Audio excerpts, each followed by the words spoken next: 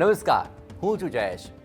જીવનમાં અનેકવિધ સમસ્યા છે, પણ શું આપની મુખ્ય સમસ્યા એ છે કે આપના લગ્ન નથી થઈ રહ્યા અથવા તો આપના લગ્નમાં વિલંબ થઈ રહ્યો છે? એવા અનેક કારણો છે કે જેનું કોઈ નિરાકરણ નથી મળતું. અનેક પ્રયત્નો કર્યા છતાં પણ લગ્નમાં વિલંબ થઈ રહ્યો છે. તો આજનો આ કાર્યક્રમ આપના માટે છે. આપ ચોક્કસપણે આજનો આ કાર્યક્રમ જોજો, કારણ કે આપના લગ્ન મોડા કેમ થઈ રહ્યા છે તેનું કારણ તો ચોક્કસપણે આજે આપને જણાઈ જ જશે. એટલું જ નહીં, આપના લગ્ન ક્યારે થશે તેની પણ આ તમામ બાબતો અમે આ આખી સિરીઝની અંદર બતાવવા જઈ રહ્યા છીએ અને તેની શાસ્ત્રોક્ત માહિતી આપવા જઈ રહ્યા છે જાણીતા જ્યોતિષી ચેતનભાઈ પટેલ. ચેતનભાઈ, આપનું ખૂબ ખૂબ સ્વાગત છે. નમસ્કાર. અને આજના આપના સ્વાગત સાથે સૌ કોઈની અધીરાઈ પણ એટલા માટે વધી ગઈ છે, કારણ કે આ પ્રશ્ન ઘણીવાર તો ઘરે ઘરે હોય છે, કારણ કે ઘરની અંદર ઘણા બધા જો સંતાનો હોય તો કોઈકને આ પ્રકારની તો સમસ્યા આવતી જ હોય છે, અથવા કુટુંબમાં આ પ્રકારની સમસ્યા હોય છે અને એ તબક્કે એ લોકો દ્વિધામાં હોય છે કે આ પ્રશ્નનો હલ કેમ નથી આવી રહ્યો. અનેક પ્રયત્નો કર્યા, અનેક ઉપાયો અજમાવી લીધા, પણ છતાં પણ લગ્ન નથી થઈ રહ્યા. તો આખરે કુંડળીની અંદર એવું તો શું બનતું હોય છે કે કોઈ પણ જાતકના લગ્ન મોડા થતા હોય છે? બરોબર છે. હવે લગ્નમાં વિલંબ કેમ થાય પહેલાં એ જાણવું પડે. ઘણીવાર કેટલા બધા માતા પિતા આવીને મને પણ કહેતા હોય છે કે ચેતનભાઈ, અમે બહુ પ્રયત્ન કર્યા, બહુ બધા વિધિ વિધાન કરાવ્યા, અનેક જગ્યાએ બતાવ્યું, અનેક માનતાઓ રાખી, પણ છતાં પણ લાખો પ્રયત્ન કર્યા પણ પ્રશ્ન હલ નથી થતો. માતા પિતા મૂંઝાતા હોય છે. ઘણા યુવાનો એવા પણ હોય કે જેમની લગ્નની વય થઈ ગઈ હોય, અન્ય મિત્રોના સહેલીઓના લગ્ન થઈ ચૂક્યા હોય અને પોતાના ના થતા હોય. દેખવડા હોય, ઘર સારું હોય, સુખી હોય, ભણેલા ગણેલા હોય, બધું હોય, કોઈ ખોટી માન્યતામાં પણ ના માનતા હોય, બહુ પ્રયત્ન પણ કરે છતાં પણ ના થાય. તો કેમ આવું બને છે? બસ આ જાણવાનું છે આપણે. એના માટે જ આજે વાત કરવાની છે. જો તમારી કુંડળીમાં બહુ વિધિ વિધાન કરાયા પણ ખરેખર શાસ્ત્ર એવું કહે છે, જે પ્રશ્ન છે એનો હલ શોધ્યો છે. શું પ્રશ્ન છે એ તો જાણો. કુંડળીમાં શું છે, કેમ નથી થઈ રહ્યા લગ્ન, આ રિયલ કારણ તમારે જાણવાનું છે. આપણે સૌ ભણેલા ગણેલા લોકો છીએ. આપણે એટલું સામાન્ય વસ્તુ તો આપણા માટે કે આપણા સંતાન માટે આપણે જોઈ શકીએ અને જાણી શકીએ. જે પ્રશ્ન છે એનો ઉપાય, એ પ્રશ્ન જાણી લઈએ તો એનો ઉપાય મળી જાય. એ ઉપાય કરીએ તો કાર્ય થઈ જાય. આમાં સિમ્પલ છે. જ્યોતિષ શાસ્ત્ર સામાન્ય વ્યક્તિના કલ્યાણ માટે બન્યું, જન સમૂહ માટે. બહુ સરળ ઉપાય, સરળ વસ્તુ, પણ તકલીફ શું છે એ જાણો. હવે કેમ નથી લગ્ન થતા? આ એક વાત તમે કદાચ ક્યારેય આજે આપણે જે વાત કરીશું ને ક્યારેય નહીં સાંભળી હોય, ક્યારે પણ એવી ખબર નહીં પડી હોય કે આ વસ્તુ છે, આ દોષ છે. પહેલાં મૂળ સિદ્ધાંત શું કહે છે તો કે લગ્નની બાબતનો વિલંબ 3 જ ગ્રહ કરી શકે છે. આ બિલકુલ જાણી લેજો. અન્ય ગ્રહો કદાચ વચ્ચે ઓછે અસર કરી શકે. આ 3 એટલે જરૂરી છે, એટલે જાણવાના છે. એ 3 ગ્રહ કયા છે, એમાંથી કયો ગ્રહ તમારી કુંડળીમાં વિલંબ કરે છે એ જાણી લો.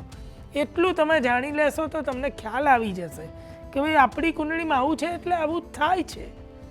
આજે આપણે એ જ રહસ્ય ખોલી નાખવાનું છે, એ જ ખબર પડશે. પહેલાં 3 મુખ્ય ગ્રહો કયા છે અને કેમ, શું કારણ છે એવું. પહેલાં 3 આ મુખ્ય ગ્રહો જાણી લો. પહેલો ગ્રહ છે ગુરુ. જે આપણી માન્યતાથી આપણે એવું માનીએ છીએ કે ગુરુ પરમ શુભ ગ્રહ છે, બધાનું સારું જ કરે અને કલ્યાણ જ કરે. ચોક્કસ શુભ ગ્રહ માનવામાં આવે. પણ દરેક કન્ડિશનમાં, દરેક સ્થાનમાં, દરેક રાશિમાં કંઈ ગુરુ સેમ કામ કરે એવું ના હોય. એટલે બિલકુલ એ સમજી લો. ગુરુથી ક્યારે વિલંબ થાય? જો તમારી કુંડળીમાં કે તમારા સંતાનોની કુંડળીમાં ગુરુ હું કહીશ એ રાશિમાં હશે તો લગ્નનો વિલંબ થતો જ હશે. અને જેની તમને ચિંતા હશે, ગુરુથી કેમ વિલંબ થાય તો કે જે ગુરુ કુંડળીનો છે ને એ આપણા માટે લગ્નનો યોગ ઊભો કરે છે. જ્યોતિષ શાસ્ત્ર એવું કહે છે કે લગ્નના યોગ ગુરુ ઊભા કરે છે કુંડળીમાં. ગુરુ વિના લગ્ન ન થાય. જેમ આપણા ગોર મહારાજ આવી અને વિધિ વિધાન કરાવે, એ પણ આપણા એક ગુરુ છે, જે આપણને લગ્નના સંસ્કાર આપે છે, જે વિધિ વિધાન કરાવે. તેમના વિના લગ્ન સંભવ નથી હિન્દુ સંસ્કૃતિમાં. એટલે આવી રીતે આ જે કુંડળીનો ગુરુ છે એ પણ જો મદદ ના કરે તો લગ્નમાં મોડું થાય. એ ક્યારે એ ગુરુની એવી કન્ડિશન કે જેમાં એવું ક્લિયર છે કે મોડા લગ્ન. જેટલા ભાઈ બહેનોની કુંડળીમાં આવું ગુરુથી મોડું થયું હોય ને, આજે આપણે વાત કરીશું ખ્યાલ આવી જાય. આવું બીજો એક ગ્રહ છે શુક્ર. શુક્રથી પણ લગ્નનો વિલંબ થાય કે મોડા લગ્ન થાય. કેમ? તો કે શુક્ર શેનો ગ્રહ છે? તો કે યુવાન બનાવે, યૌવનત્વનો ગ્રહ, આકર્ષણનો ગ્રહ, એકબીજાને આકર્ષવાનો કે આકર્ષાવાનો ગ્રહ, તેજસ્વીતા એટલે ચમકનો ગ્રહ છે. તમારું મુખ એવું ચમકે તો કોઈને તમે ગમો, અથવા કોઈ તમને ગમે, તમે એવું તમને આકર્ષણ પેદા થાય ત્યારે ધીમે ધીમે પછી લગ્નની તમને ઉત્સુકતા જાગે છે.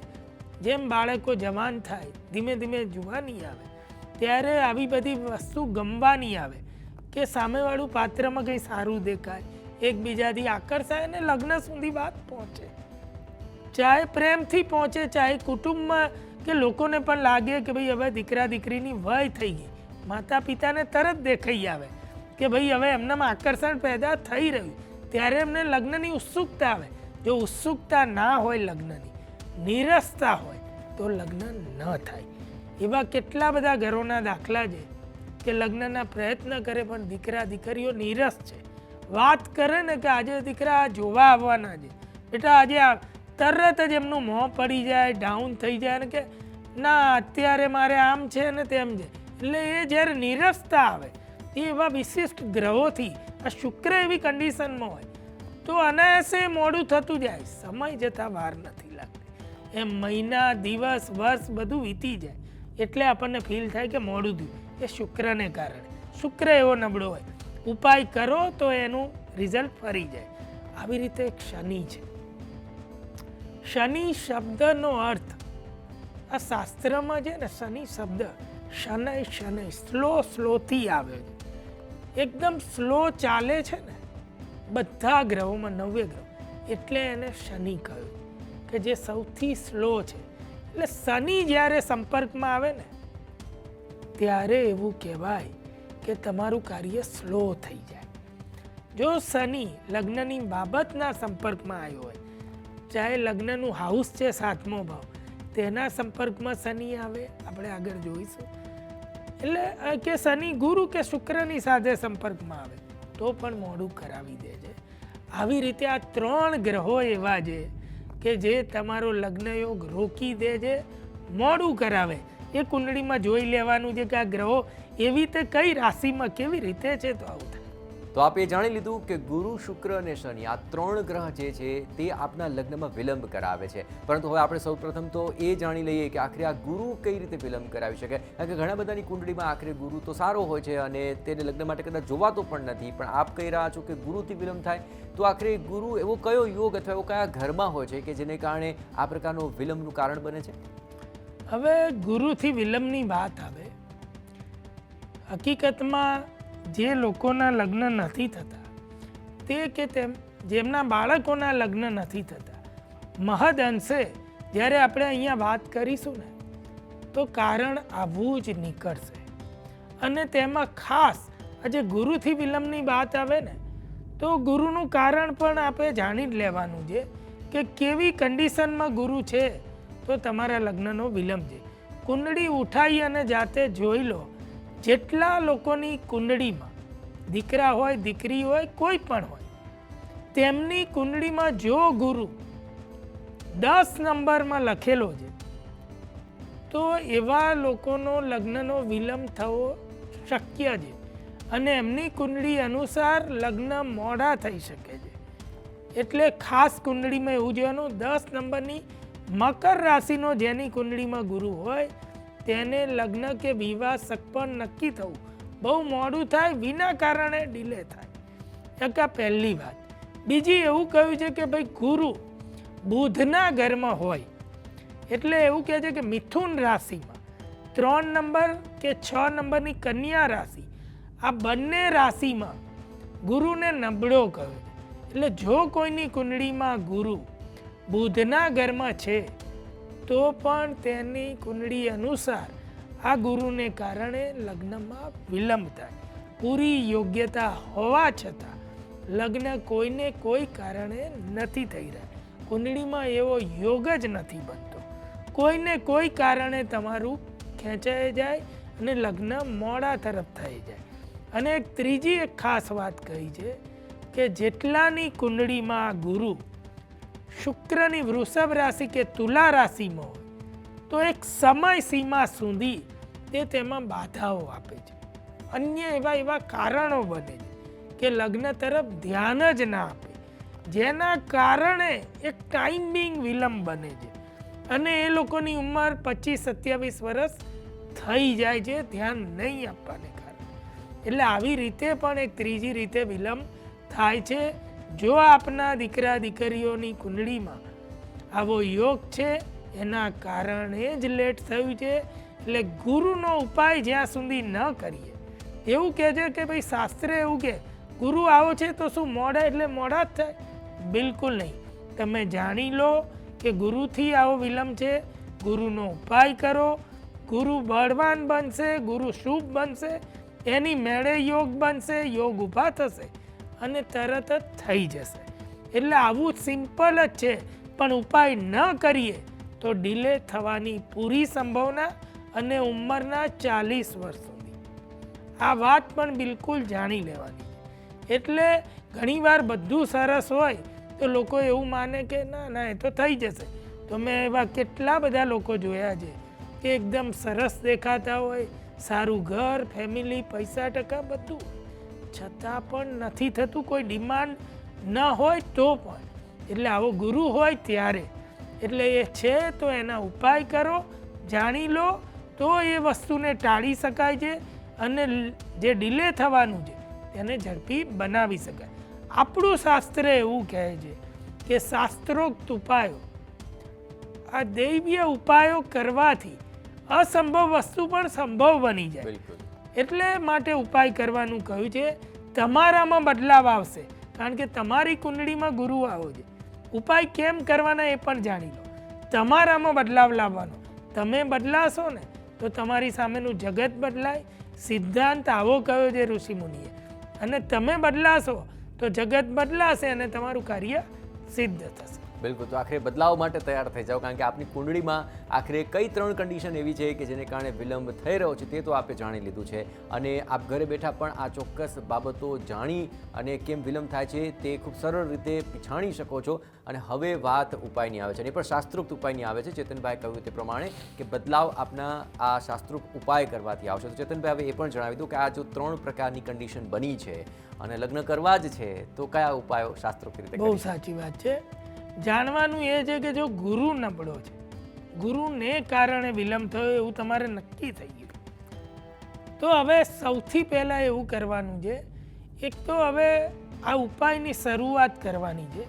હવે જે લોકો બહુ પ્રયત્નો કરી ચૂક્યા છે, કેટલા બધા લોકો એવા પણ હોય કે ઢગલો પ્રયત્ન કરી ચૂક્યા, બહુ બધા વિધિ વિધાન કરી દીધા, પણ હું આજે જે ઉપાયની વાત કરીશ ને એ સામાન્ય નથી. અને હું એટલું ચોક્કસ કહું છું કે આમાંથી મોટે ભાગેના ઉપાય આપે નહીં જાણ્યા હોય, નહીં કર્યા હોય. અને જે શાસ્ત્રોક્ત છે, આપણે જેને ઉપાય કહીએ છીએ, જેને શાસ્ત્ર માન્યતા આપે છે કે નહીં, એ આજે તમને એ વાતનો ખુલાસો ખબર પડી જાય. સાચું વિધિ વિધાન કે ઉપાય શું એ પણ આજે આપ જાણી લેવાનું છે. આપે જો આ ઉપાય આપે કર્યા હશે કે કરતા હશો કે કરશો તો તુરંત જ એનું ફળ મળશે, ગુરુ મહારાજની કૃપા પ્રાપ્ત થશે અને લગ્ન થઈ જશે, સારું પાત્ર મળશે. સૌથી પહેલા મહા ઉપાય છે, સામાન્ય ઉપાય નથી. એટલે એના માટે બિલકુલ તૈયાર થઈ અને જાણી લો. લખવું હોય તો લખી લેજો. આ ઉપાય શરૂ કરીએ તો આપણે કોઈ સારો ગુરુવાર હોય ત્યારે આ ઉપાયની શરૂઆત કરવાની છે. સવારથી ઉઠી અને સંકલ્પ કરવાનો કે આજથી આપણે આ ઉપાય શરૂ કરીએ છીએ. ઈશ્વરને પ્રાર્થના કરવાની છે, ગુરુ ગ્રહને પ્રાર્થના કરવાની છે, કારણ કે એમને દેવોના ગુરુ કયા છે. હવે બૃહસ્પતિને પ્રાર્થના કરી સુંદર જીવન સાથી મળે, લગ્નની બાધા અને વિલંબ દૂર થાય, લગ્નના યોગ ઊભા થાય, એવું પાત્ર મળે, એવી વ્યક્તિ મળે અને જલ્દી લગ્ન થાય, એવા આશીર્વાદની કામનાથી આપણે ઉપાય શરૂ કરીએ છીએ.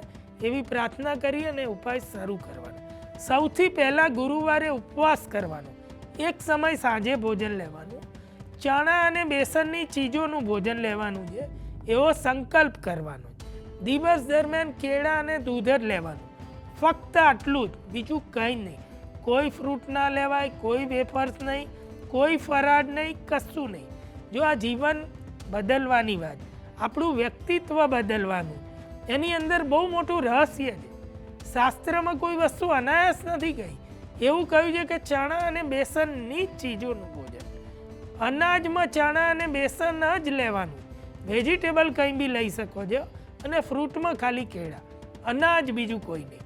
દિવસ દરમિયાન ભૂખ્યા રહેવાનું છે, કેળા અને દૂધ જ લેવાનું છે. બીજી એક ખાસ વાત જાણી લેવાની છે કે આ બે વસ્તુ આપ લઈ લો અને સાંજે ભોજન કરવાનું 6 વાગ્યા પછી. આ એક નિયમ બનાવી લેવાનો છે. આ પ્રમાણે આ પહેલો ઉપાય મનમાં ધારી શરૂ કરવાનો. સૌથી પહેલાં આ સંકલ્પ કરવાનો અને આપણે કરીશું. કોઈ ગુરુવારે ખાલી આ પણ જાણી લો, કોઈ ઘરમાં પ્રસંગ હોય, કોઈ ધાર્મિક તહેવાર હોય, કોઈની બર્થડે હોય, કંઈ હોય અને ભોજન કરવાનું થાય, ગુરુવાર ન થાય તો કોઈ અંધશ્રદ્ધા ન રાખતા. બિલકુલ અંધશ્રદ્ધાને શાસ્ત્રમાં કોઈ સ્થાન નથી. આ ઉપાય આપણા માટે છે. એનાથી ગ્રહને કે કોઈ આસમાની તારા કોઈ ફરક નથી પડવાનો. પછી જ્યારે ફરી એ દિવસ ના હોય તો પાછું રૂટીન આપણે ઉપવાસ કરવાના. હવે ઉપવાસ કરી અને સૌથી પહેલું શું કરવાનું તો કે આપણે સ્નાન કરવા જઈએ છીએ. કેટલી બધી શુભ વાત કરી છે.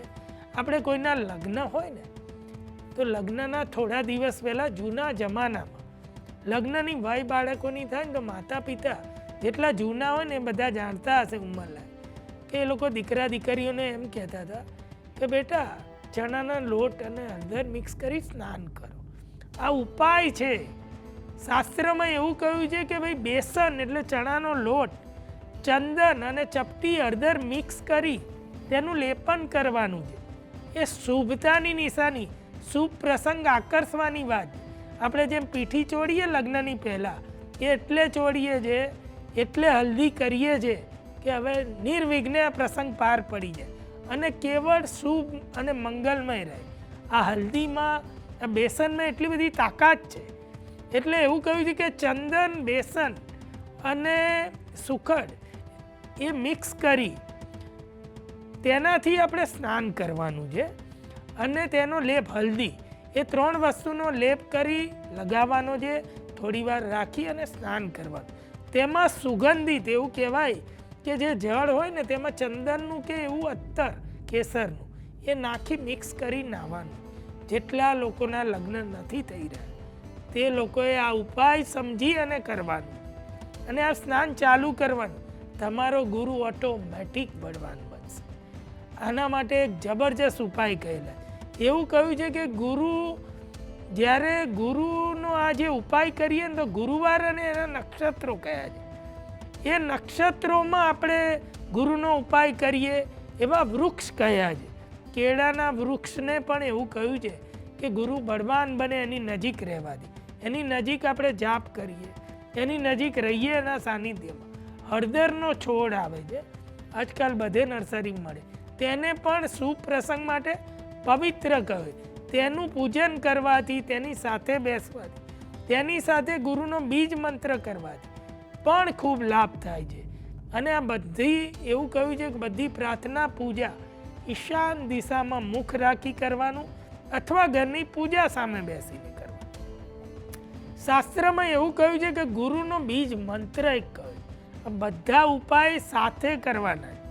એનું કારણ છે કે બહુ ઉપાય કરી લગ્ન નથી થયા એટલે આ મહા ઉપાય છે. આ એક સાથે આ બધું કરવાનું છે.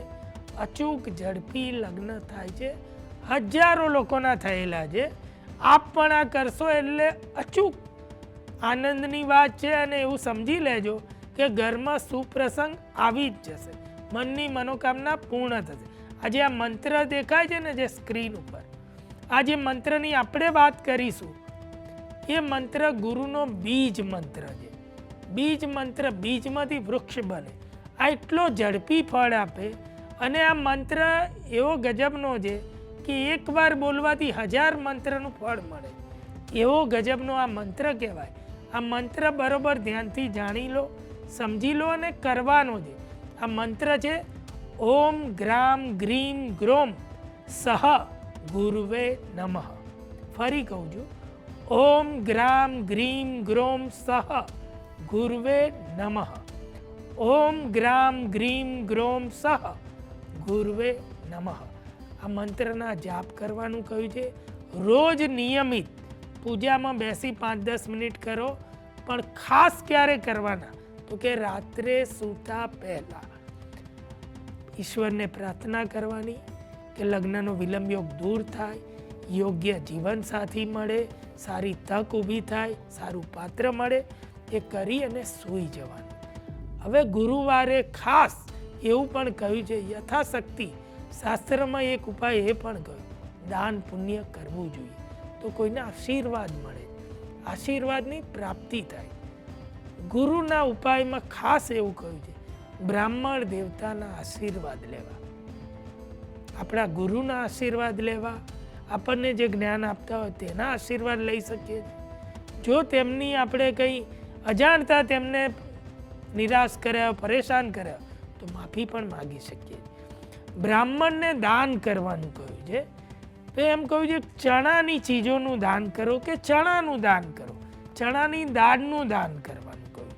બીજી એક ખાસ વાત એવી કહી, પીળા રેશમી વસ્ત્રોનું દાન કરવાનું કહ્યું છે, અને ગોળનું દાન કરવાનું કહ્યું છે, અને શક્ય બને તો કેળાનું પણ દાન કરવાનું કહ્યું છે.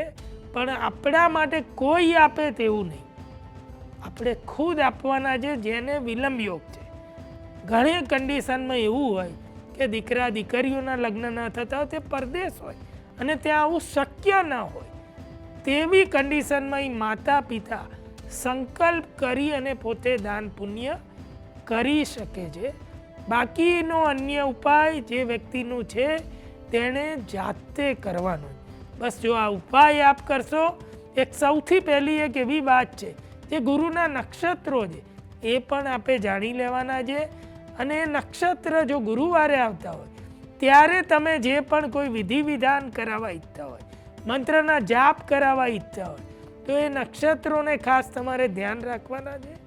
એ ગુરુના જ્યારે નક્ષત્ર આવતા હોય ત્યારે જો તમે બેસી અને એકાએક જો મંત્ર જાપ કરો, દાન પુણ્ય કરો તો એમાં ગજબનું ફળ મળે. ગુરુના 3 નક્ષત્રો કહેલા છે, એક પુનર્વસુ નક્ષત્ર, એક વિશાખા નક્ષત્ર અને એક પૂર્વ ભાદ્રપદ નક્ષત્ર. કેલેન્ડરમાં ટીક મારી દો, જીવન બદલાઈ જાય છે. અસલી જ્યોતિષ જાણો ને, જિંદગી બદલાઈ જાય. બધું કરી શકાય, મોડાનું વહેલું કરી શકાય, કુરૂપને સારું કરી શકાય, ભાગ્યને ચમકાવી શકાય, જલ્દી લગ્નયોગ પણ ઊભો થાય. ગુરુ ગ્રહ જેના માટે એવું કહ્યું છે, 3 નક્ષત્રનો જે સ્વામી છે, પુનર્વસુ નક્ષત્ર, વિશાખા નક્ષત્ર અને પૂર્વ ભાદ્ર નક્ષત્ર. આપણે આ ચાવી જાણવાની, એટલે આ મહા ઉપાય. જે ગુરુવારે આ નક્ષત્રમાંથી કોઈ બી એક નક્ષત્ર હોય એવો ગુરુવાર પસંદ કરો, એ દિવસે મંત્ર જાપ કરો. ક્યાં બેસીને કરીએ તો વધુ ફળ આપે તો કે ઘરની ઈશાન દિશામાં બેસીને કરીએ, શ્રેષ્ઠ ફળ મળે. પૂજામાં કરીએ, શ્રેષ્ઠ ફળ મળે. ત્રીજી જગ્યાએ એવું કહું, કેળના ઝાડની નીચે બેસીએ, એની જોડે બેસીને કરીએ, શ્રેષ્ઠ ફળ મળે.